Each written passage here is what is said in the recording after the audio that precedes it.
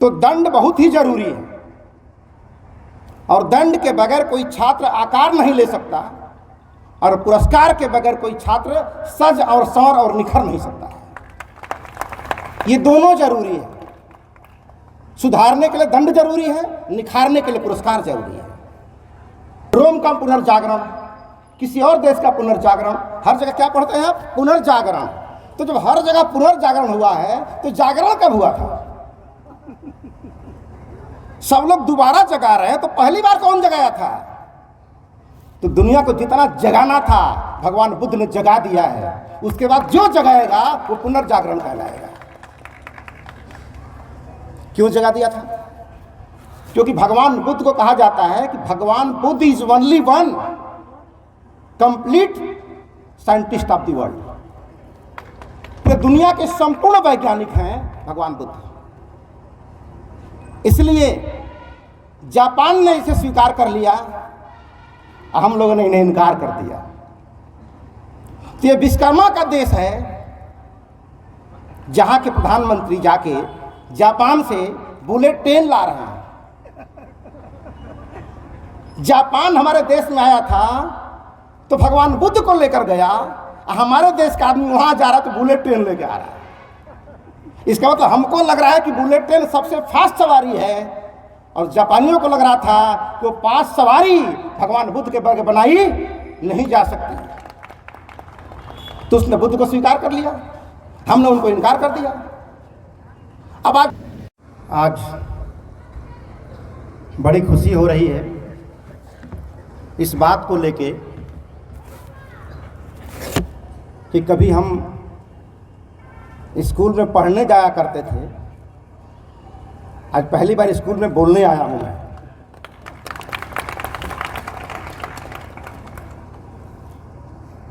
तो आज इस मंच की अध्यक्षता कर रहे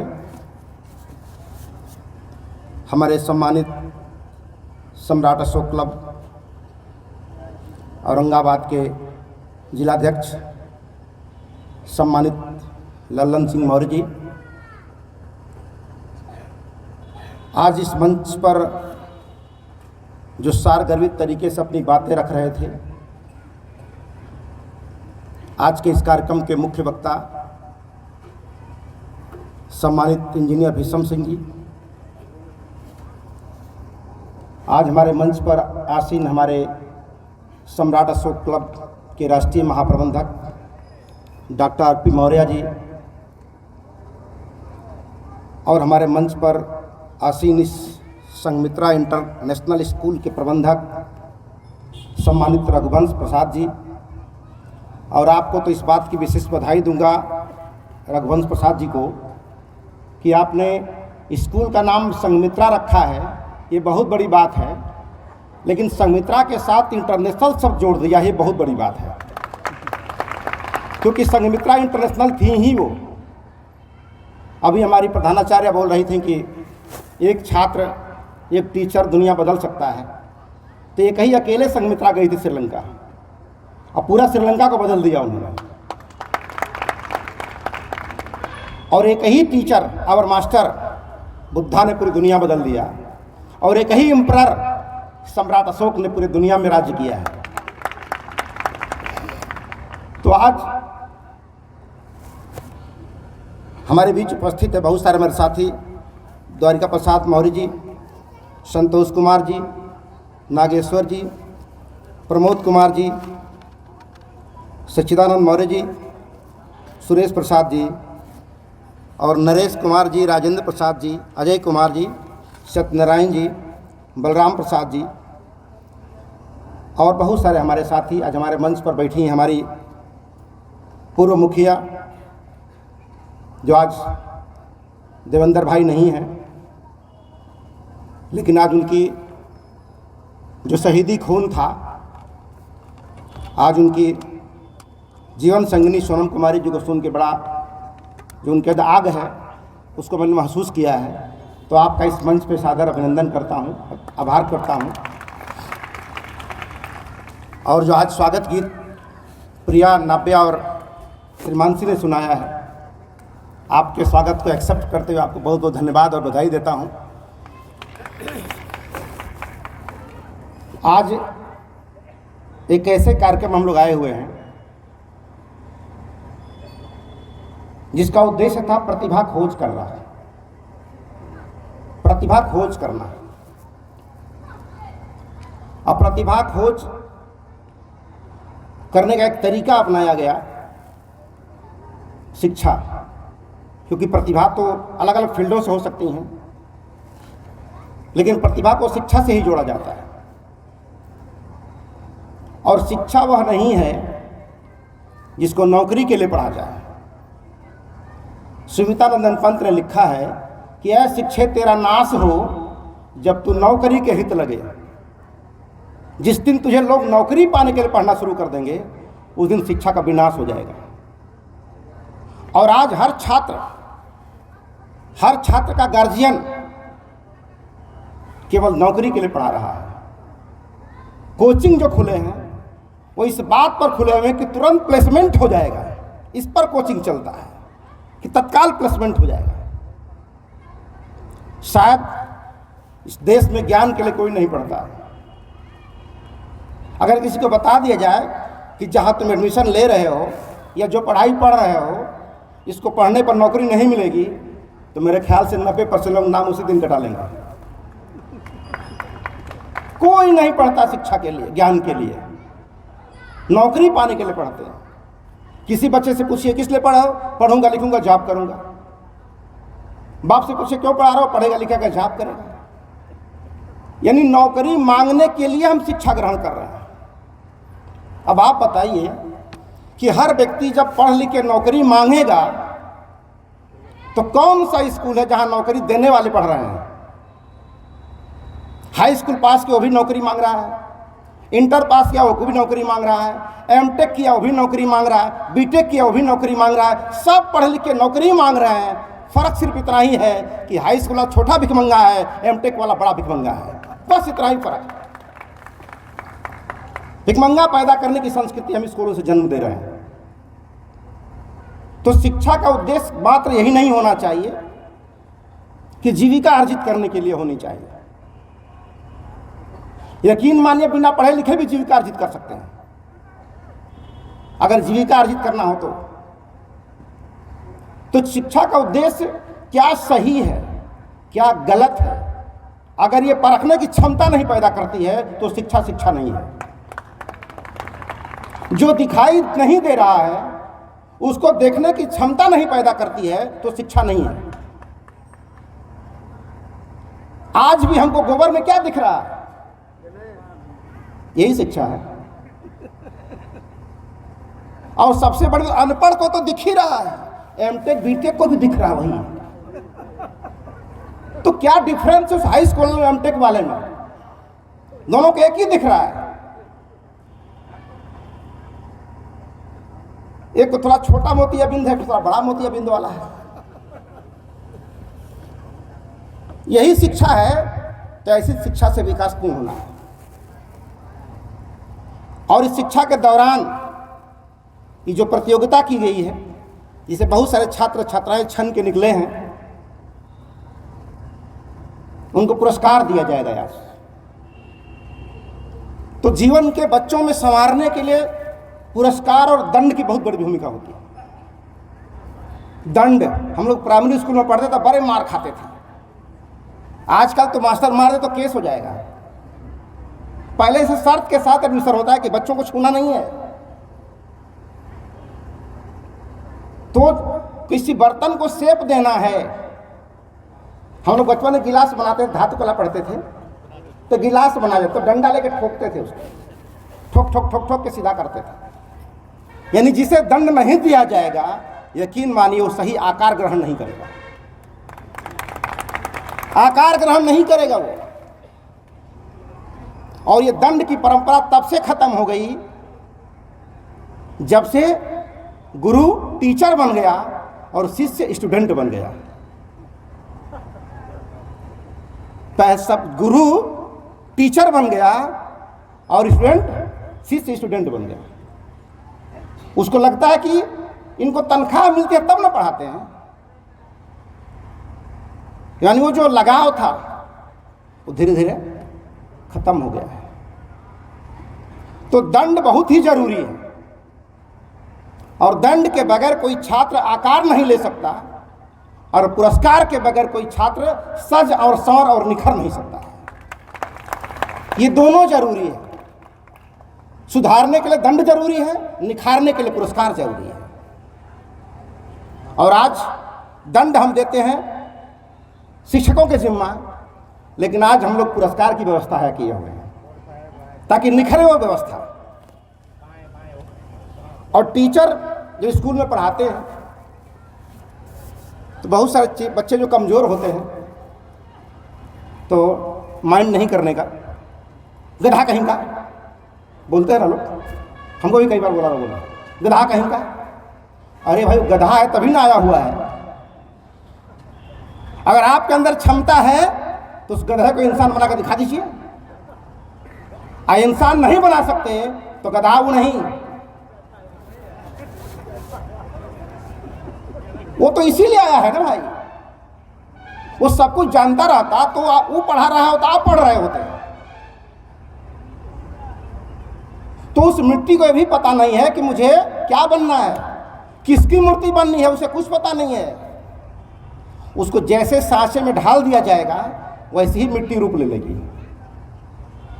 तो स्कूल शेप देने का है, एक आकार देने का जगह है यहाँ। तो आज ये शिक्षा के क्षेत्र में हम लोग आए हैं, चित्रा के प्रांगण में हम लोग आए हैं बोलने के लिए।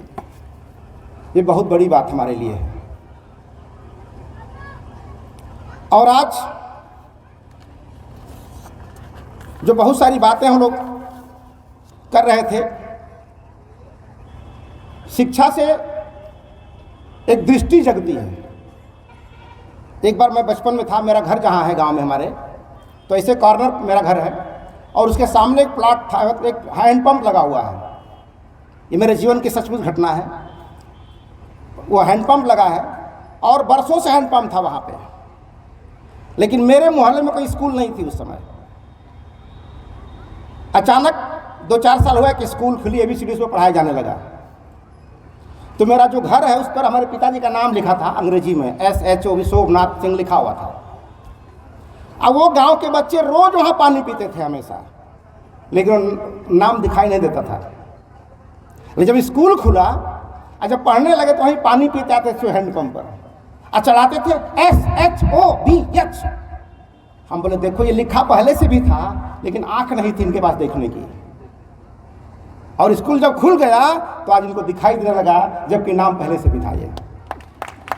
तो शिक्षा का मतलब ये होता कि जो वस्तु दिखाई नहीं देती है उसके देखने की क्षमता अगर पैदा नहीं तो शिक्षा नहीं है।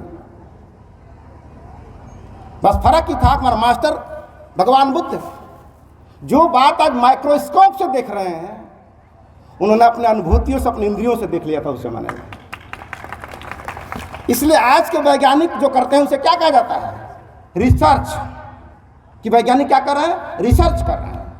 तो मेरा ये कहना है कि ये लोग तो रिसर्च कर रहे हैं ना, तो सर्च कौन किया था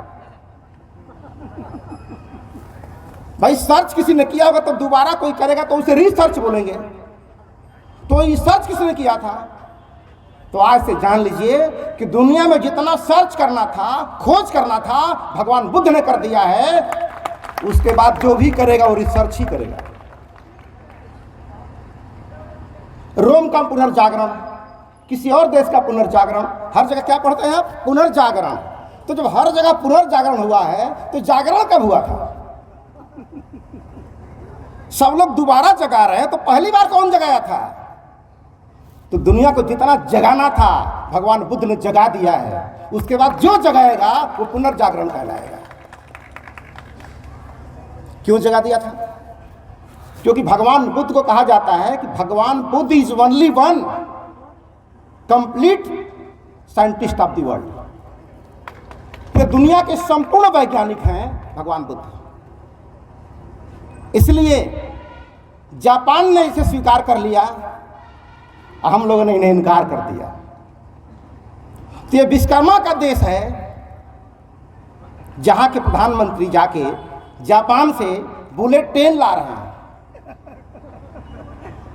जापान हमारे देश में आया था तो भगवान बुद्ध को लेकर गया, हमारे देश का आदमी वहां जा रहा है तो बुलेट ट्रेन लेके आ रहा है।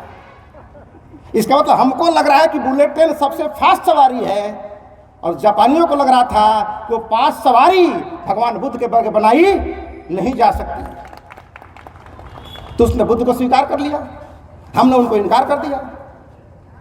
अब आज फिर ढिढोरा पीटा जा रहा है कि हम बुद्ध के देश से आए हैं। अरे ये बताने की जरूरत पड़ रहा है, इसका मतलब आपको कंफ्यूजन है क्या बुद्ध के देश के हो? अरे चाइना को पता है बुद्ध, भारत बुद्ध का देश है, जापान को पता है बुद्ध का देश है, दुनिया का कौन व्यक्ति नहीं जानता कि भगवान बुद्ध का देश है? तो आज जाके बताना पड़ रहा है, इसका मतलब हमारे प्रधानमंत्री को कंफ्यूजन है कि दुनिया भगवान बुद्ध का जानती है कि नहीं। बता देते हैं हम, ये कौन सा खोज कर लिए भैया? अब 2024 में बता रहे हो, दुनिया 2500 साल से जानती है कि बुद्ध का देश है। और दुख तब होता जब आकर कहते हैं कि हमको जापान जैसा बनना है, यानी गुरु जी का ऐसा दुर्दिन आ गया कि चेला की तरह बनने की कोशिश कर रहे हैं कि चेला की तरह बन जाए। अरे जापान आता और बोलता कि मुझे भारत की तरह बनना है, ये हमारे लिए फक्र की बात है। किसी का बेटा विदेश में जाके पढ़ता है कैलिफोर्निया में, तो उसे बड़ा फक्र होता है कि हमारा देश विदेश में पढ़ता है। बताइए, पूरा देश अगर विदेश में पढ़ा शुरू करेगा तो विश्व चेला बनेगा, गुरु बनेगा? तो सारे विश्व गुरु बनाने वाले जो भाषण दे रहे हैं उनके बच्चे विदेश में पढ़ रहे हैं। तो पढ़ के आएंगे तो विश्व का चेला बन के आएंगे, गुरु बन के आएंगे। तो विश्व गुरु बनना है तो दुनिया में जाकर पढ़ना नहीं होगा, विश्व गुरु बना तो दुनिया को बुला के भारत में पढ़ाना होगा। और जब विश्व गुरु थे तो नालंदा, तक्षशिला, तेलहंगा, ये सारे विश्वविद्यालय में हवाई फायान, वेमसांग, सिंह, ये सब भारत में आके पढ़ते थे। तो हम पढ़ा के विश्व गुरु हुए थे, पढ़ के नहीं हुए थे। तो विश्व गुरु बनना है तो उसका फार्मूला, उसका प्रोसेस है, बताना शुरू हो जाता है। तो भगवान बुद्ध का जो सूत्र है, 4 सूत्र हैं। सोचिए आईएएस का पेपर आउट हो जाए, कहीं किसी व्यक्ति को पता चल जाए सब धोखे से, तो क्या करेगा? सोचेगा एक को गलती नहीं करेंगे और एकदम पक्का आईएएस बन के निकलेंगे। क्यों? क्योंकि पेपर आउट हो गया है। उसी तरह आज से 2500 साल पहले भगवान बुद्ध ने एक अच्छा इंसान बनने का पेपर आउट कर दिया था कि एक अच्छा इंसान बनने के लिए क्या क्या आपके पास होना चाहिए। तो आज तक उस सूत्र को हमको पता है, लेकिन एक अच्छा आईएएस बन गए, एक पीसीएस बन गए, लेकिन एक अच्छा आईएएस नहीं बन सके, एक अच्छा इंसान नहीं बन सके, जाके घोटाला कर रहे हैं। हमको तो दुख तब होता है जब एक टीचर रिजाइन देके विधायकी का चुनाव लड़ता है, रिजाइन देके संसदीय का चुनाव लड़ता है। ये तो फेल्योर है। एक असफल टीचर की पहचान है कि वो रिजाइन देके, क्योंकि अच्छा टीचर तो बन नहीं सका। टीचर का काम चुनाव लड़के विधायक बनना नहीं है, टीचर का काम पढ़ा के अच्छा विधायक पैदा करना है, उसका काम। टीचर काम पढ़ा के अच्छा सांसद पैदा करना उसका काम है, खुद सांसद बनना उसका काम नहीं है। तो जब यहां बना नहीं सका तो खुद सोचता हम लड़के बन जाए। जहां से आप हजारों सांसद विधायक पैदा कर सकते थे, लड़के अकेले बन जाओगे अगर बनोगे भी तो क्या है हमारा काम? तो हम शिक्षा के उद्देश्य से भटक जा रहे हैं। और शिक्षा और स्वास्थ्य ये 2 व्यक्ति की व्यक्तिगत प्रयास से होने वाला है। तो आपके बदले कोई पढ़ नहीं सकता है, आपके बदले कोई एक्सरसाइज नहीं कर सकता है, आपको खुद ही करना पड़ेगा। इसलिए किसी दोस्त नहीं लगा सकते किसी को, किस्मत को। किस्मत खराब है, किस्मत खराब नहीं है, आपकी आदतें खराब है, आपके काम करने का तरीका गलत है, आपके पढ़ने का तरीका गलत है। लेकिन इंसान की फितरत है कि अपने को कभी गलत मानने को तैयार नहीं होता है, तो दूसरे पर दोष लगा के खुद को मुक्त कर लेता है उससे। तो आज भगवान बुद्ध की तरफ ये देश चल पड़ा है, और जैसे जैसे विज्ञान आएगा भगवान बुद्ध का विस्तार होता चला जाएगा। 2014 में प्रधानमंत्री नरेंद्र मोदी जी का मंच लगा हुआ था तालकटोरा स्टेडियम में, मुझे भी अवसर मिला था उसमें बोलने का। तो वहाँ विश्व समुदाय था, वहाँ पे 46 देश, विश्व के 46 देश थे उस कार्यक्रम में, उसमें मुझे भी बोलने का अवसर था। तो आज तक दुनिया में लोग क्या कहते हैं कि भगवान बुद्ध का जो धर्म है वो विज्ञान पर आधारित है, बोलते हैं ना। वहाँ मैं बोला उस विश्व मंच पर कि पूरी दुनिया कहती है कि भगवान बुद्ध का जो धर्म है विज्ञान पर आधारित है, लेकिन मैं भगवान बुद्ध का वंशज होने के नाते आज पूरे समुदाय के सामने बोल देना चाहता हूं कि भगवान बुद्ध का धर्म विज्ञान पर आधारित नहीं है, बल्कि विज्ञान ही भगवान बुद्ध के धर्म पर आधारित है। अगर विज्ञान जिस दिन भगवान बुद्ध के सूत्रों को फॉलो करना बंद कर देगा, उसी दिन विज्ञान ठहर जाएगा, रुक जाएगा, सड़ जाएगा। वो कैसे? विज्ञान कहता है कि आओ इसका पता लगाएं, आओ करके देखें। ये तो अब कहा जा रहा है। आज 2500 साल पहले भगवान बुद्ध ने कहा कि भिक्षु यहीं पर सीखो, आओ करके देखो कि जैसा मुझे लग रहा है क्या तुझे भी वैसा लग रहा है। अगर तुझे लग जाए वैसा ही तब मेरी बात मानना, मेरे प्रभाव से मत मान लेना कि भगवान बुद्ध के हम अनुयायी हैं, वो जो बोलेंगे सच ही ना बोलेंगे। हो सकता है कि मेरा रसगुल्ला मीठा हो और तू जो रसगुल्ला खा रहा है वो सड़ा हुआ हो, तो दोनों रसगुल्ले ही हैं, मुझे मीठा लगेगा, तुझे खट्टा लगेगा। तो मेरा सुन के तुझे नहीं बोलना है कि मीठा लग रहा है, तुझे खुद खा के देखना है कि मीठा लगे तब तुझे बोलना है मीठा है। अब वो जब बोलोगे वो तुम्हारा अपना सच होगा, हमारा सच नहीं होगा, वो तुम्हारा खुद का सच हो जाएगा वो। तो न्यूटन ने क्या कहा, डाल्टन ने, कि परमाणु व तत्व का छोटा से छोटा कण है जिसका विखंडन नहीं हो सकता। तो भगवान बुद्ध ने यही ना कहा कि तुम किसी बात को इसलिए सत्य मत मान लेना कि दुनिया के बड़े वैज्ञानिक ने कहा है, इसलिए भी सत्य मत मान लेना कि बड़े बड़े धर्म ग्रंथों में लिखा है, इसलिए भी सत्य मत मान लेना कि बड़े बड़े धर्म गुरुओं ने कहा है, और इसलिए भी सत्य मत मान लेना कि ये बात परंपरा से चली आई है और बहुत बड़ा समूह इसको मानता है तो सही है ना होगा, चलो हम मान लेते हैं। सच का आधार ये नहीं हो सकता है। लेकिन जिस देश में हम रहते हैं यहाँ सच का सच होना काफी नहीं है, उस सच के पीछे भीड़ होना काफी है। अगर भीड़ नहीं है तो आपका सच सच नहीं माना जाएगा। इसीलिए यहां कोई विवाद हो जाता है तो क्या सही है उस पर न्याय नहीं होता है, इसके समर्थक ज्यादा है इसलिए फैसला उसके पक्ष में कर दिया जाता है। इस तरह से इसलिए वो कहा कि परमाणु तत्व का छोटा छोटा जिसका विखंडन नहीं हो सकता। अगर इस बात को हम मान लेते तो इतना बड़ा वैज्ञानिक झूठ कैसे बोल सकता है। तो झूठ नहीं बोल रहा था, लेकिन नहीं हो सकता ये झूठ बोल रहा था। अगर उसकी बात को हम मान लेते तो आज तक परमाणु के पीछे पड़े होते। लेकिन हमने कहा भगवान बुद्ध कि नहीं, उसमें भी तुम शक करो, संदेह करो, और जब तक फाइनल फैक्ट तक न पहुंच जाओ तब तक किसी को स्वीकार मत करो। और दुनिया में फाइनल फैक्ट तक केवल एक ही व्यक्ति पहुंचा पूरे विश्व में, जिसका नाम है तथागत। तथ्य माने फैक्ट होता है, उसके बाद अब कुछ नहीं है। तथ्य मतलब फैक्ट होता है, फैक्ट का मतलब फाइनल सत्य, अब इसके बाद अब कुछ नहीं है। तो जो एक एक्चुअल तथ्य से अवगत हो जाए वही तथागत होता है। और दुनिया में एक ही तथागत है बस, दूसरा कोई तथागत अब तक पैदा नहीं हुआ, कोई नहीं हुआ। तो उन्होंने कहा कि अगर हम उसी पर भगवान बुद्ध की बातों को न मानते, उस पर संदेह न करते, तो शायद इलेक्ट्रॉन, प्रोटॉन, न्यूट्रॉन, फोटॉन तक नहीं पहुंचते आज हम लोग। तो भगवान बुद्ध का जो धर्म है वो विकास का रास्ता दिखाता है। इसलिए हमारे देश में दो पेड़ है, एक कल्प वृक्ष है और एक बोधि वृक्ष है। सुना है ना, एक कल्प वृक्ष और एक बोधि वृक्ष है। बोधि वृक्ष ने क्या समझाया गया कि जो मांगोगे वो मिल जाएगा। अब बोधि वृक्ष का कहता है कि जो चाहोगे मिल जाएगा। मांगोगे और चाहोगे में कितना फर्क है। तो हम लोग बचपन से क्या कर रहे हैं? हे प्रभु आनंददाता, ज्ञान हमको दीजिए। अब जो आनंददाता है वो ज्ञान कैसे देगा? वो अब किरासन तेल की दुकान पर जाएंगे, बोले हमको 2 लीटर घी दे दीजिए, वो देगा? वो तो तेल की दुकान है।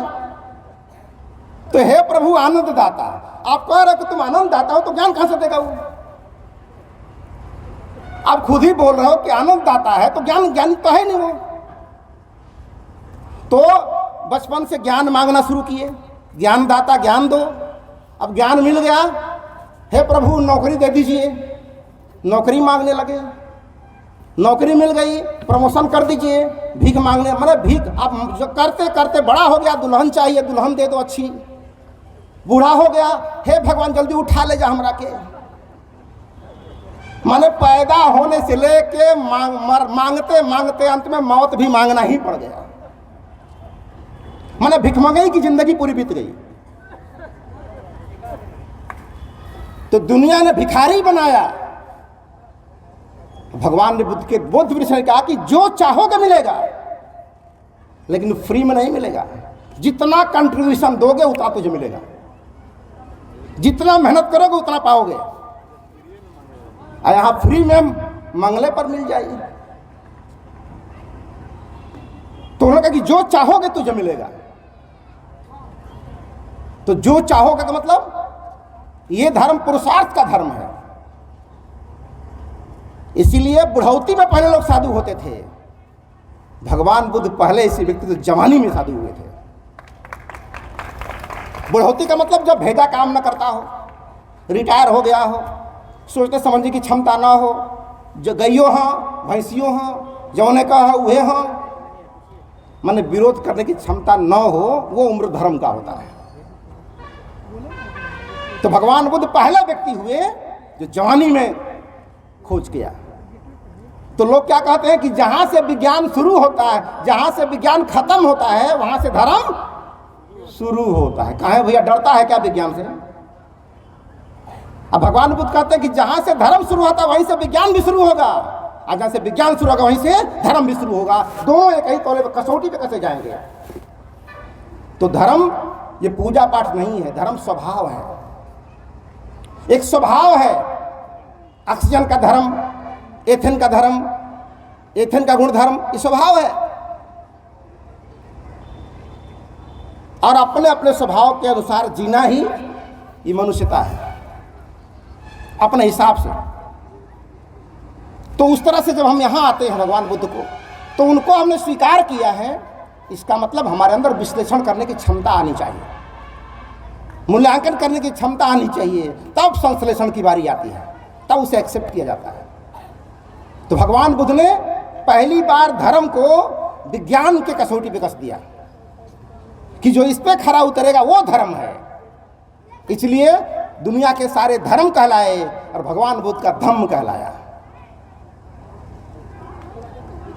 तो इसलिए आज जो सारी व्यवस्था की गई है, तो मेरे कहने का मतलब यही था कि हम लोग जब भी शिक्षा की बात करते हैं तो शिक्षा का मतलब ही है जो सही और गलत को परखने की क्षमता पैदा करेगी, वो शिक्षा है। स्कूल में क्या पढ़ाया जाता है? स्कूल में सवाल खड़ा होना चाहिए, लेकिन स्कूल में पढ़ाया जाता जो हो चुका है। न्यूटन ने क्या किया वो पढ़ाया जाता है, आर्किमिडीज ने क्या किया पढ़ाया जाता है, सारे वैज्ञानिकों ने जो खोज कर दिया उसको पढ़ाया जाता है। लेकिन जो खोज होना है अभी बाकी है, वो जो खोज होना अभी बाकी है, जो हुआ ही नहीं है, वो तो कहीं नहीं पढ़ा जा रहा। इसलिए जितने खोज करने वाले वैज्ञानिक थे वो स्कूल के बाहर के लोग थे। स्कूल के बाहर लोग, न्यूटन स्कूल में नहीं खोजा था, वो बगीचे में बैठा था। बगीचे में बैठा था कि ये फल जो गिरा वो नीचे क्यों गिरा, ऊपर जगह खाली थी, ऊपर चला जाना चाहिए इसको, क्यों ऊपर नीचे चला गया? तो क्या स्कूल में पढ़ा था कोई? तो भगवान बुद्ध को लोग कहते कि बिना गुरु का ज्ञान नहीं होता। भगवान बुद्ध का गुरु कौन था? न्यूटन का कौन गुरु था जो बताया कि ऐसे बगीचा में जाके बैठोगे, एक पेड़ गिरेगा और गुरुत्वाकर्षण का खोज कर दोगे? कोई बताया था क्या? एक्चुअल में ज्ञान वही है जो गुरु के द्वारा नहीं मिलता हो अपने आप चला आता है आपके पास। गुरु तो केवल उस ज्ञान को देता है जो ट्रांसफर करना है। हम पाठ में पढ़ते, एक लट्ठे का सवाल था, लट्ठे वाला सवाल, एक लट्ठे की लंबाई इतना भाग पानी में, इतना भाग कीचड़ में, इतना भाग हवा में, पूरे लट्ठे की लंबाई बताओ। मेरे बाबा भी यही पढ़ के मरे थे, मेरे पिताजी वही सवाल मर के पढ़े थे, और मैं भी वही आज तक उसका उत्तर याद है। पूरे लट्ठे की लंबाई 30 मीटर। मैंने एक ही पढ़ाई 3 पीढ़ियां पढ़ती रह गई, उसी को हम एजुकेशन बोलने लगे। एजुकेशन मतलब नया करने की जिज्ञासा पैदा नहीं करती, वो एजुकेशन नहीं है, वो केवल नौकरी पाने का एक माध्यम है। आज का हम सुनते हैं कि हमारा बेटा साइंटिस्ट हो गया है। साइंटिस्ट कोई नौकरी है कि भर्ती हो गया? सन्यासी हो गया है, चिवर पहन लिया है, सन्यास कोई नौकरी है कि चिवर पहन के भर्ती हो गए? ये अंदर की जिज्ञासा है। न्यूटन कहीं भर्ती होकर के नहीं वैज्ञानिक हुआ था, उस रास्ते चलते हुए, चाय बनाते हुए केतली गठा का नोट था गिर रहा था। वो कहीं लेबोरेटरी में प्रयोग नहीं कर रहा था, किसी प्रयोगशाला में, अनुसंधान केंद्र में। उसका रसोई घर ही उसके लिए अनुसंधान केंद्र बन गया। तो दुनिया में ज्ञान फैला पड़ा हुआ है। आप जिस दिन कनेक्ट हो गए, खोज हो गई। ऐसा नहीं कि 9.8 किलोमीटर का जो प्रति सेकंड का जो पावर है वो न्यूटन के पहले नहीं था। न्यूटन के पहले भी था और न्यूटन के बाद भी था। बस वो कनेक्ट हो गया तो जान गया, तो उस पावर को हम जान गए तो आज हवाई जहाज उड़ा रहे हैं। हवाई जहाज उड़ा रहे हैं उस पावर को जान से। मतलब हम पावर जो होता है दुनिया में वो सब पहले से है। जब उसको हम जान लेते हैं तो अपने हिसाब से इस्तेमाल करना शुरू कर देते हैं। जैसे बिजली पहले भी चमकती थी और बिजली आज भी चमकती थी, लेकिन पहले समझते हैं कि भगवान इंद्र की कृपा से बिजली चमक रही है, हमको पता नहीं था। तो अब जान गए तो भगवान इंद्र हमारा पंखा चला रहे हैं, फ्रिज चला रहे हैं, हमारा कुकर चला रहे हैं, खाना बना रहे हैं, हमारे अनुसार चल रहे हैं वो। तो इस चीज को हमें समझना है कि शिक्षा का उद्देश्य हमारा सही और गलत को परखने की क्षमता पैदा करना है। अगर ये क्षमता आपके अंदर नहीं है तो आप एमटेक किए होंगे, बीटेक किए होंगे, आपको नौकरी मिल सकती है, लेकिन अभी शिक्षा का ऊपर स्तर नहीं हुआ है, वो क्रांति नहीं पैदा हुई। तो आज हम इन सारी बातों को सीख रहे थे, जान रहे थे। तो आज बड़ा अच्छा लग रहा है कि स्कूल में हम लोग आए हैं और जिन बच्चों ने इसे भाग लिया है वो बड़े ही बधाई के पात्र हैं। और हमारे भीषम जी कह रहे थे कि माताएं बहनें खड़ी हो जाएं। उस माताओं बहनों का भी मैं अभिनंदन करता हूं कि जिन्होंने बच्चों को इस लायक बनाया है, कंपटीशन की दुनिया में आने के लिए तैयार किया है। तो ये हमें करना है और शिक्षा ही है, लेकिन वो किताबी नहीं खाली। जैसे बताऊं, एक मेरा दोस्त था, ये सच्ची घटना है।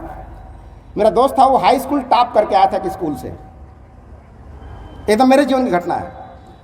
और टॉप करके आया। हम लोग हॉस्टल में रहते थे पहले से हम लोग बचपन से घर से बाहर रह के पढ़े, हॉस्टल में रह के पढ़े।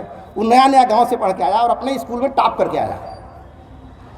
और आया तो एक दिन हम लोग सुबह में ब्रश कर रहे थे, एकदम सच घटना है। तो आके बोल रहा है कि ये सच था। तो कहा है, और यार ट्रेन 2 बजे रतिये में जा रही थी, एक ट्रेन 2 बजे रात में ही जा रही थी। वो टॉपर था अपने स्कूल का। मानो उसको पता कि रात में अंधेरा होता ट्रेन खड़ी हो जाती है। इस बात को आश्चर्य था कि 2 बजे रात में ट्रेन जा रही थी, जबकि वो टॉपर था अपने स्कूल का। आज वो लड़का ड्राइवर हो चुका है गाड़ी का। मैं पूछता हूँ, का रामानुज ना, उसका रामानुज है, रतिया में गाड़ियाँ खड़ी होती कि चलती रहती है? कहता तुम भी भूले नहीं आज तक। बोला कभी भूले नहीं हो गया? बोला ड्राइवर हो तो पूछना जरूरी है कि रात में खड़ा कर दो कि चलती रहती है। अब सोचिए, टॉपर था, किताब रट के टॉप कर दिया था, लेकिन उसको ये पता नहीं था कि गाड़ी रात में खड़ी होती है कि रुक जाती है। आपको क्या लगता है वही शिक्षा क्रांति करेगी? वही शिक्षा क्रांति करेगी? मतलब किताबी कीड़ा बनने से कुछ नहीं होता है। किताबी कीड़ा बनने से, एक बार ऐसे ही हम लोग, एक मेरा दोस्त है, 2 दोस्त वाले टॉपर मुझे याद हैं। तो एक लड़का दोस्त था मेरा, कहता था कि सर मैं ऐसी पढ़ाई पढ़ूंगा कि रास्ते में चलूं तो मुझे परिचय न देना पड़े, ऐसी नौकरी करूंगा, लेकिन करूंगा नौकरी। टॉपर बनूंगा। आज है उस तरह का, सिंचाई विभाग में सबसे बड़ा अधिकारी है इस समय, मेरठ में है। एक दिन एक कार्यक्रम चल रहा था, हम लोग सामान्य स्टूडेंट थे, एवरेज स्टूडेंट थे अपने क्लास के, टॉपर नहीं थे। लखनऊ में एक कार्यक्रम चल रहा था और राज्यपाल राम नाईक जी हमारे कार्यक्रम के चीफ गेस्ट थे। और राम नाईक जी राज्यपाल के बगल में मेरी कुर्सी लगी थी और वो नीचे बैठा था। जब बाहर निकलने लगे तो मेरा पीठ ठीक के बोल रहा है कि असली सफल तू ही हो गया है, मैं तो नीचे बैठा हुआ था टॉप करके भी। तो इतना जान लीजिए कि परीक्षा पास करने के लिए आपके पास पार्ट्स ऑफ स्पीच याद होना चाहिए, लेकिन जीवन की परीक्षा पास करने के लिए आपके पास आर्ट्स ऑफ स्पीच होना चाहिए, बोलने की कला होनी चाहिए। आप लाख योग्यता हासिल कर लिए हो, लेकिन अपनी बातों एक्सप्रेस करने की, अपनी बातों को बोलने की क्षमता किसी नहीं है, तो यकीन मानिए मोहब्बत आप कर रहे हो, ले कोई और जाएगा उसे, क्योंकि बोलने की क्षमता आपका सही नहीं, बताने की क्षमता ही नहीं है। तो किसी बात को इसलिए नहीं समझना है कि मुझे समझ में आ गया है, समझना है समझने के लिए, और समझना है लोगों को समझाने के लिए। इसलिए भगवान बुद्ध 4 तरह के होते हैं, एक श्रुत बुद्ध, एक श्रावक बुद्ध, एक समबुद्ध, एक सम्यक संबुद्ध। 4 तरह के हैं जो बुद्ध ही कहलाते हैं। एक श्रुत बुद्ध होता है जो पढ़ लिख के ज्ञानी हो गया, वो श्रुत बुद्ध कहलाता है। एक श्रावक जो लोगों के साथ संगत में रह के अच्छे सबको सुन सुन के बुद्ध हो गया वो। और एक होता है समबुद्ध, जो किसी का सुना न कहीं से पढ़ा, उस स्वयं से बुद्धत्व की प्राप्ति कर लिया, वो समबुद्ध हो जाता है। और जो ज्ञानी बना केवल अपने लिए नहीं, दुनिया के लिए, तो भगवान बुद्ध क्या थे? सम्यक संबुद्ध थे। क्योंकि जो ज्ञान उनको मिला, वो ज्ञान को पा करके उसी हिमालय की पहाड़ियों में रह गए होते चाहते तो, लेकिन फिर वहां लौटे जहां से गए थे वो, फिर दुनिया में आ गए और आके फिर उन लोगों को बताया कि मैंने वहां से क्या पाया है। तो अपने लिए तो ज्ञानी हुए ही, दूसरों को भी बताया दुनिया के लिए। तो जो अपने लिए जिए और दूसरों के लिए भी जिए, वो सम्यक संबुद्ध है। बहुत सारे हमारे लोग बोलते हैं कि आप लोग जो बतिया बता रहे हैं हम तो कब का जानते हैं, ये कौन सा नया बात समझा रहे हैं। तो आप श्रुत बुद्ध हो सकते हो, आप श्रुत बुद्ध हो सकते हो, सब जानते हो, लेकिन आपका ज्ञान किस काम का है? किस काम का है? वो न तेरे काम में आया ना मेरे काम में आया। इसलिए भगवान बुद्ध ने इंसान की 4 कैटेगरी बताई, सुन लीजिए ध्यान से इसको। एक ऐसे जहां हम लोग परंपरागत परंपरा को मानते थे, वहां भी इंसान को 4 भाग में बांटा गया है, ब्राह्मण, क्षत्रिय, वैश्य और शूद्र। भगवान बुद्ध ने इसको रिजेक्ट कर दिया। भगवान बोला कि भगवान 4 तरह के मनुष्य होते हैं, उसकी कैटेगरी है, और वो मनुष्यता तय होती है उसके कर्म और व्यवहार के हिसाब से। एक ऐसा इंसान है जो अपने कार्यों से अपना भी हानि करता है और दूसरे की भी हानि करता है। जैसे ओला है ना, ओला पत्थर जो पड़ता है शादी बारिश में, तो जिस फसल पे गिरता है उसका तो सत्यानाश करता ही करता है, थोड़े देर में खुद भी नष्ट हो जाता है।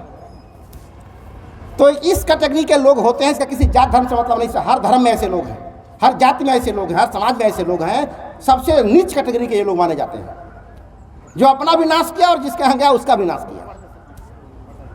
और एक ऐसा इंसान होता है जो अपना भला चाहता है, दूसरे से मतलब नहीं है। और ये शब्द बड़ा बढ़िया है, लेकिन इसको बड़ा गलत किसी लोग बड़ा स्वार्थी आदमी है। स्वार्थी मतलब लोग खराब समझते हैं। स्वार्थी मतलब खराब आदमी नहीं है, स्वार्थी मतलब अपना भला चाहता है। लेकिन ये तो नहीं कहता कि हम दूसरे की हानि चाहते हैं। और जो व्यक्ति स्वार्थी नहीं होगा, यकीन मानिए वो परमार्थी भी नहीं हो सकता है। वो स्वार्थी जो अपना भला नहीं कर सकता, वो दूसरे का भला भी नहीं कर सकता है। वो तो स्वार्थी का मतलब अपना भला चाहना होता है, दूसरे की हानि पहुंचाना नहीं होता है। लेकिन हम अपने से अर्थ लगा लिए उसका कि अपना भला मतलब खराब आदमी। तो एक ऐसा व्यक्ति होता है जो अपना भला चाहता है, दूसरे से उसका मतलब नहीं होता है।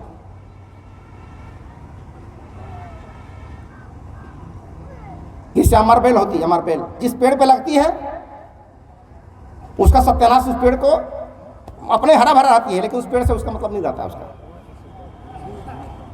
उसी तरह एक ऐसा व्यक्ति होता है जो अपना सत्यानाश करके लोगों का कल्याण करता है।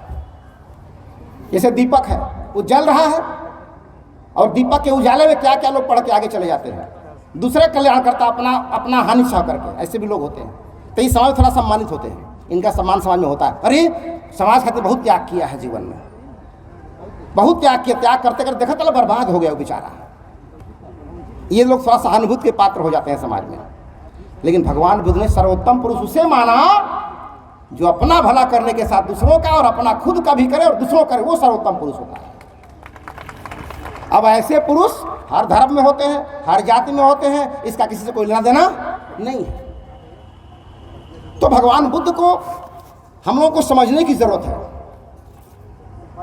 और बहुत सारी हमारी बहनें यहाँ बैठी हुई हैं, आज अवसर है बता दूं, एक निवेदन भी करूंगा कि आपके घर का कोई पुरुष हो, कोई भाई हो या बाप हो, अगर कोई समाज कार्य में लगा है तो उसकी मदद करो, आप उसका पैर मत खींचो, इसका ध्यान रखिए। क्यों? तो कहा जाता है कि माई बड़ भागिन होई, मात पिता नारी सुत सोई, अब बिरले पुत्र माई बड़ भागिन होई जेकर पुत्र घुमक्कड़ होई। लेकिन कैसन घुमक्कड़? राहुल संकीर्तन की तरह, राहुल संकीर्तन की तरह घुमक्कड़, शराब पी के नशा में घूमने वाला पियक्कड़ नहीं। राहुल संकीर्तन अराउंड द वर्ल्ड, दुनिया में घूमे, पूरे दुनिया में राहुल संकीर्तन, और विश्व की 36 भाषाओं को सीख कर आए और दुनिया के सारे धर्मों का अध्ययन करके आए। तो सोचिए, जो दुनिया का सबसे धर्म पढ़ लिया हो, सारी भाषा पढ़ लिया हो, अंत में अपने लिए कौन सा धर्म अपनाएगा? वो जो दुनिया में सबसे अच्छा होगा। तो वो खुद भी केदारनाथ पांडे थे, अब दुनिया में घूम के आए और अंत में उन्होंने कह दिया बुद्धं शरणं गच्छामि।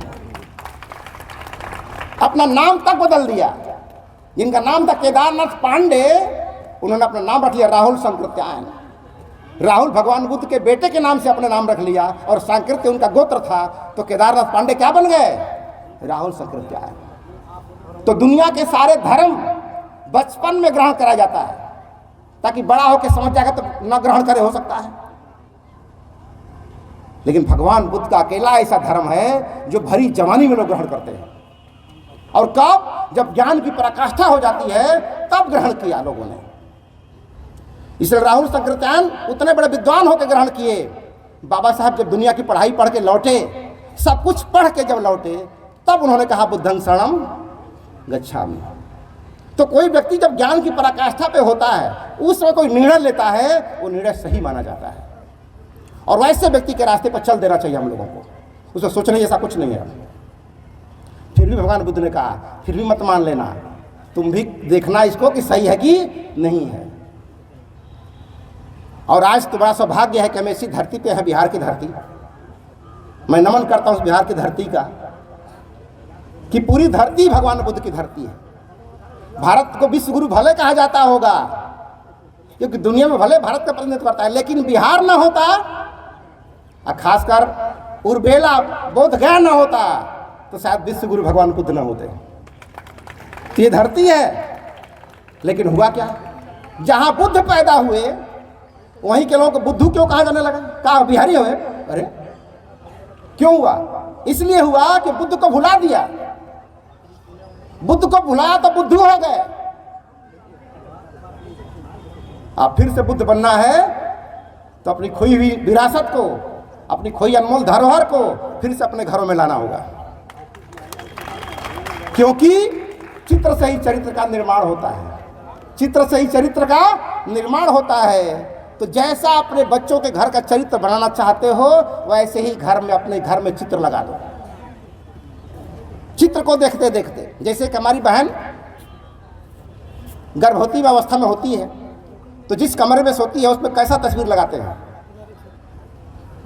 जिस घर में एक प्रेग्नेंट महिला हमारी सोती है, हमारी बहन, तो उसके कमरे में कैसी तस्वीर लगाई जाती है? बच्चों का। कैसे बच्चों का? हंसते हुए, खिलखिलाते हुए हेल्दी बच्चों का। कहाँ है भैया? क्या बेमरिया बच्चे का लगा देते हैं, ऐसे ऐसे ऊँची पर ले रहे हैं। ये भी तो चित्र है। इसका मतलब आपको ये पता है कि अच्छे बच्चों का चित्र देखेगी तो ऐसा ही संतान पैदा करेगी। अब कहना नहीं चाहता हूँ, फिर भी मान लीजिए एक अच्छे हेल्दी बच्चे का तस्वीर लगाई है और उसी के बगल में माँ काली का तस्वीर लगा दी, हाय वाला।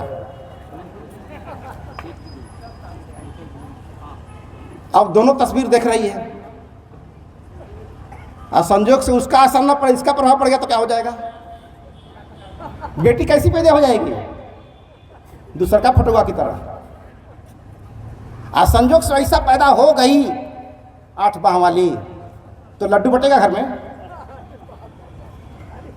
बटेगा? तो तस्वीर वही लगाओ कि जैसा तुम्हारा बेटी और बेटी बन जाए, बेटी बेटा बन जाए, तुम्हें खुशी हो। हमारे घर में अशोक का फोटो लगा है, भगवान बुद्ध का फोटो लगा है, बहुत सारे वैज्ञानिकों का फोटो लगा है। अगर मेरा बेटा बुद्ध की तरह हो जाए तो मुझे तो खुशी होगी, मेरी बेटी सावित्री की तरह हो जाए तो मुझे तो खुशी होगी। लेकिन आपकी बेटी आपके माई की तरह होगी तो खुशी क्यों नहीं हो रही है? इसका मतलब जिसकी हम पूजा करते हो मुझे भी पसंद नहीं है, लेकिन पसंद होता तो हम भी चाहते कि मेरा बेटा हनुमान जी की तरह हो जाए, पूंछ वाला, मेरा बेटा भी 3 मूड़ी वाला हो जाए। इसका मतलब पूजा जरूर कर रहे हो लेकिन ऐसे लोग आपको पसंद नहीं है। तो चित्र से ही चरित्र का निर्माण होता है। तो आपको पता है कि चित्र की तरह ही चरित्र होता है, तो घर में वैसा ही फोटो लगाओ, जैसा बेटा तुम्हारा बन जाए तो तुझे फक्र महसूस हो कि अच्छा हुआ मेरा बेटा बन गया। ऐसा फोटो लगाओ। मैं किसी का विरोध नहीं कर रहा हूं, लेकिन साइकोलॉजी कहती है, मनोविज्ञान कहता है कि जैसा फोटो रोज देखोगी वैसा ही तुम्हारा बेटा बेटी होगा। तो भगवान बुद्ध का लगाओ, अब्दुल कलाम का लगाओ, तो बोलेगा हम तो हिंदू हैं,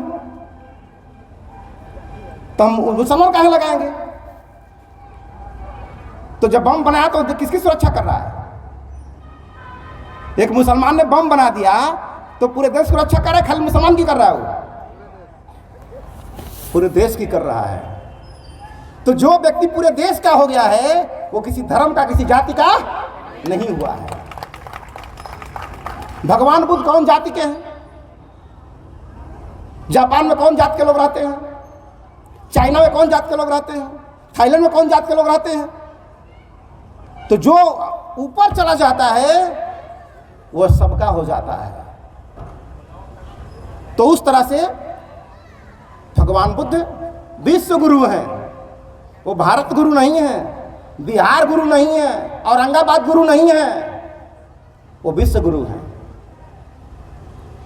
तो इतना बड़ा व्यक्ति हमारे देश में जन्म लिया कि आज प्रधानमंत्री को जाके मजबूरी में बोलना पड़ रहा है कि मैं बुद्ध के देश से आया हूं। जिसके लिए लड़ रहे थे 100 साल से उसको नहीं बोल रहे हैं, जिसका घर बनाया अभी एक शहर में उसको नहीं बोल रहे हैं कि मैं उनके देश से आया हूं, जिनका बनवाया हूं घरवा अभी, वो बुद्ध के देश से बोल रहा है। यानी कुछ तो है। तो दुनिया जिस पर फक्र करती है उनको ज्ञान कहां से मिला है? यही इसी धरती पर। तो सबसे बड़ा कट्टर अनुयायी किसको होना चाहिए? बिहार को, क्योंकि 84,000 बुद्ध विहार अशोक ने बनवाए, इसमें 60,000 केवल बिहार में थे। इसी के नाम पर पूरे प्रांत का नाम बिहार पड़ गया। तो एक बार मुख्यमंत्री जी से हमारी मुलाकात हुई तो मैंने बोला कि क्या चाहते हो? तो हमने कहा हम लोग पुल सड़क नौकरी नहीं चाहते हैं। अगर सचमुच करना चाहते हैं तो 2 काम कर दीजिए। एक तो पटना का नाम पाटलिपुत्र कर दीजिए और दूसरा का बिहार का नाम विहार कर दीजिए। जो बकरी बह पेट फड़ा हुआ है वो का ब हो गया है, उसको वह बना दीजिए, वकील वह। सोचिए क्या है, उसका पेट फाड़ देंगे तो बिहार हो जाएगा और निकाल देंगे तो विहार हो जाएगा। सोचिए एक अक्षर के बदलने से क्या हो जाएगा। तो एक तो बोले कि हम पटना का नाम पाटलिपुत्र नहीं कर सकते, लेकिन एक जगह नई पाटलिपुत्र बसा सकते हैं। तो पाटलिपुत्र है कि नहीं पटना में? है ना? तो क्या पता किसके किन लोगों के कहने से हुआ है? अभी बहुत कुछ होने वाला है, बहुत कुछ अभी होने वाला है। तो इसीलिए मौर्य कोई शब्द आता है तो इसको जाति न समझा जाए। यह जाति सूचक शब्द नहीं है, यह कोई बिरादरी नहीं है, यह एक कल्चर है। कहीं नहीं लिखा है मौर्य बाई कास्ट, लिखा है मौर्यन कल्चर। जैसे ब्राह्मणी कल्चर है उसी तरह मौर्यन कल्चर है। दोनों कल्चर में जमीन आसमान का फर्क है। जैसे हम लोग कहीं पात में बैठते हैं तो सबसे पहले कौन खाता है? भोज होता है गांव में, तो एक विशेष जाति के लोग खा के चले जाते हैं, वो कल्चर है। हमारे यहाँ क्या है, जो पहले आएगा वो पहले खाएगा, जो बाद में आएगा वो बाद में खाएगा। आगे खेती आगे आगे, पाछे खेती पाछे पाछे। एक साथ जब पात में बैठते हम लोग हैं तो जब तक सबके पत्तल में खाना पड़ नहीं जाता तब तक कोई खाना स्टार्ट करता था। ये संघ का ये मौर्यन कल्चर है। आज क्या हो रहा है? कुकुर भोज हो रहा है जगह जगह, हो रहा कि नहीं? तो सब बदल रहा है धीरे धीरे। तो भगवान बुद्ध के ज़माने में आज लोग कहते हैं कि स्वावलंबन की बात करते हैं, स्वावलंबी बनो, लेकिन भगवान बुद्ध ने स्वावलंबी की बात नहीं कही। उन्होंने कहा परस्परावलंबी बनो। ये बहुत स्वावलंबी बनने से समाज टूट रहा है बड़े तेजी से।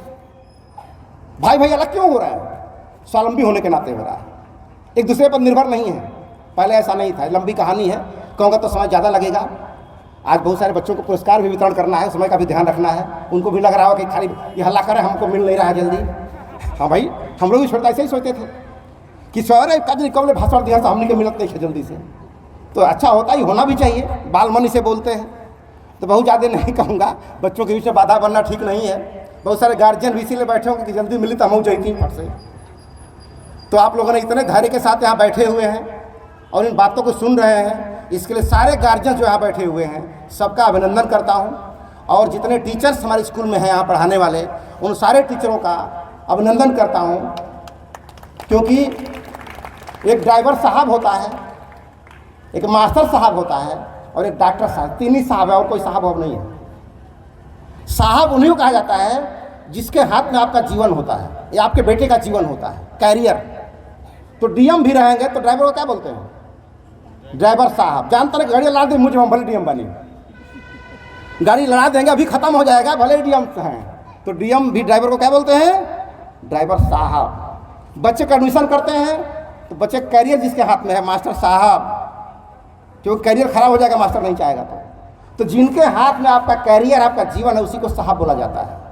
और खासकर उन गुरुओं का अभिनंदन करता हूँ जो उस नादान बच्चों को, नाबालिग बच्चों को सजा कर, संवार कर इस प्रतियोगिता के लायक बनाए। और उन बच्चों का अभिनंदन कहूँ जो आपने भाग लिया और भाग लेकर आपने अचीव किया।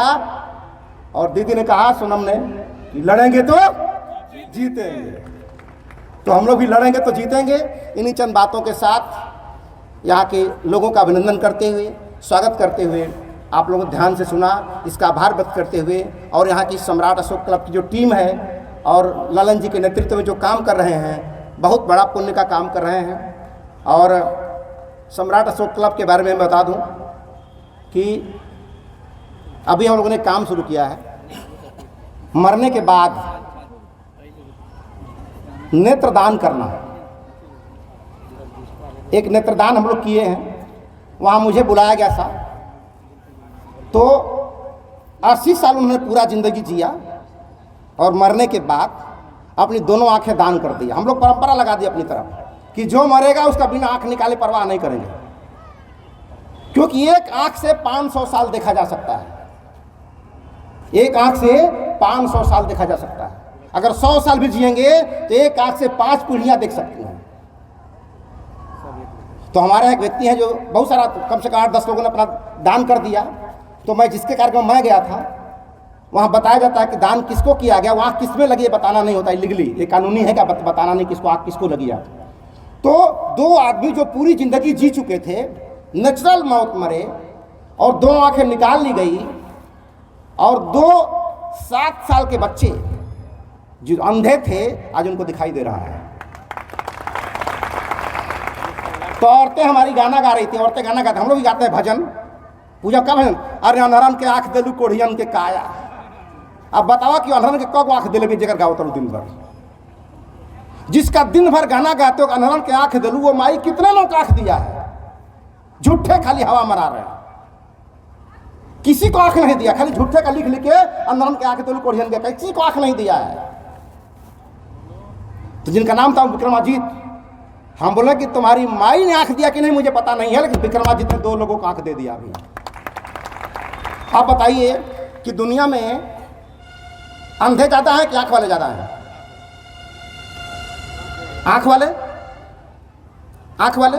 तो जिनको आप आंख देने के लिए बोल रहे हैं वो तो अंधा बना के भेज दिया है, जिनको आप बोले कि आंख देता है वो अंधा बना के भेज दिया सूरदास को, और व्यक्ति ने दोनों आंखें दे दिया। तो मेरा ये मानना है आप लोगों से कि मैं तो भगवान को चैलेंज कर रहा हूं कि तू अंधा बना, आंख देने वाले हैं ना मेरे पास। रक्तदान, कलिंग में खून बहाया हम लोगों ने, लाखों लोग मारे गए, तो खून का बदला खून लेके नहीं दे के, खून का बदला खून देंगे। कोई भी व्यक्ति के अस्पताल में भर्ती है, सम्राट अशोक क्लब को फोन आ गया तो हमारा हर लाल ड्रेस का व्यक्ति खून देने के लिए तैयार रहता है, किसी को भी। तो रक्तदान, किसी को जरूरत पड़े इस लाल वर्दी को याद कर सकते हैं। तो और आंख दिया, तो आप बताइए कि भगवान को बोला कि तू अंधा बनाने में, हमारे पास आंख वालों की संख्या ज्यादा है। अब बताइए कि मरने पर तकिया क्या करेंगे? जला ही नहीं दिया जाएगा, आंख जला दी जाएगी ना। तो केवल मरने के बाद हमने पूरी जिंदगी जी लिया, मर गए, अब फुकाने जाने वाले हो। तो मरने के बाद अगर आंख वाले केवल आंख प्रदान कर दे, संसार में कोई अंधा नहीं बचेगा, कोई अंधा नहीं बचेगा। तो आप लोगों से मेरा अपील रहेगा कि सम्राट अशोक क्लब ने इस अभियान को शुरू कर दिया है, चक्षुदान। आपके घर कोई बुजुर्ग जाता है, कोई भी जाता हो, चला गया दुनिया से, पूरा जिंदगी जी लिया, अब क्या करना है जिंदगी का? अगर 2 आंख से कोई देख ले तो कितनी अच्छी बात है। तो कोई व्यक्ति घर में अगर गुजरता है, तुरंत आप मेडिकल को फोन कीजिए। हम लोग को तो टीम बनी हुई है, कहीं भी हमारे मोहल्ले में टीम बनी है, बनारस में, फट से फोन करते हैं, 1 घंटे की टीम आ जाती है, आती है, अच्छे से वीडियोग्राफी होती है, आंख निकलती है, उसके घर के लोग खुशी खुशी, उनके नाती पोते बहू बेटे सब खुशी खुशी आंख निकाल के ले जाते हैं और बिना आंख वाले को आंख प्रदान कर देते हैं। तो मैं चाहूँगा कि प्रमोट करिए अपने क्षेत्र में भी, कोई व्यक्ति गुजरता है, उसके जलाने से पहले उस आँख को अगर निकाल करके किसी अंधे को दान कर देते हैं तो भगवान क्या करेगा मैं नहीं जानता हूँ, लेकिन वो दोनों जो आपको आँख देंगे, सोचिए 2 बच्चों को, दोनों अंधे, दोनों आँख के, एक उसको लगा है कि मेरा एक ऐसे दोनों देख रहे हैं, एक ऐसे दोनों देख रहे हैं, तो मुझे लगता है कि इससे बड़ा पुण्य का काम कोई नहीं हो सकता है, नहीं हो सकता है। तो भगवान को बोलो तू अंधा बना, हम आँख देंगे, देखता हूँ कौन हारता है, कौन हारता है। और सदियों से इंसान जीता है और आगे भी इंसान जीतेगा, तो लड़ेंगे तो जीतेंगे। तो आप सभी का अभिनंदन करते हुए, इस अपील को करते हुए कि आप अपने रक्त का दान करें, चक्षु दान करें, और वो भी दान है धम्म का दान। भगवान ने कहा कि सब दान धम्म दानम जीनाति, यानी धम्म के दान से बड़ा कोई दान नहीं है। और धम्म का दान है ज्ञान का दान, जो संघमित्रा इंटरनेशनल स्कूल कर रहा है। तो मैं संघमित्रा इंटरनेशनल स्कूल के प्रबंधक जी को और यहाँ के सारे टीचर्स को, स्टाफ्स को, सबको बधाई देते हुए, धन्यवाद देते हुए, और जिन लोगों ने ललन जी के नेतृत्व में काम किया है उन सबको बधाई देते हुए अपनी वाणी को विराम देता हूँ। जय बुद्ध, जय अशोक, जय भारत। Thank you. बहुत बहुत धन्यवाद सर को। अभी आपने राष्ट्रीय महाप्रवक्ता महोदय का सुना। मैं चाहूँगा कि एक बार जोरदार ताली होनी चाहिए सर के इस तरह से वक्तव्य के लिए। और मैं आमंत्रित करना चाहूँगा सम्राट अशोक क्लब भारत जिला इकाई औरंगाबाद